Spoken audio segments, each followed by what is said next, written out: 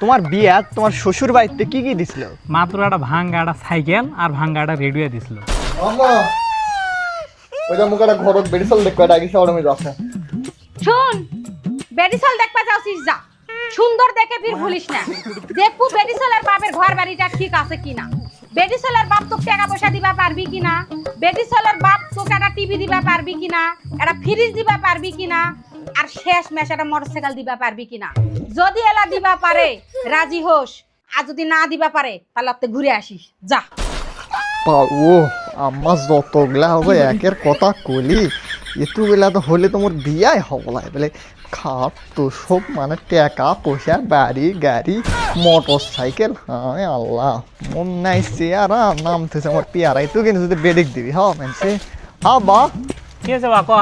তোমার বিয়া তোমার শ্বশুর বাড়িতে কি কি দিছিল? ওলা দুঃখের কথা কৌছিস, মোর বিয়ার সময় তোর হলো না না মাত্র একটা ভাঙ্গা একটা সাইকেল আর ভাঙ্গা একটা রেডিও দিছিল, এছাড়া আর কিচ্ছু দেয় নাই। নিজের বাপ কিছু দেয় না, একটা ভাঙ্গা চুরা রেডিও আর একটা সাইকেল দিছে আর মানুষের বাবদটা একবারে ঝোলা ভরে আছে। ওটু কিছু চালে বিয়া হবি হ, বিয়াই তো মোর হবলাই।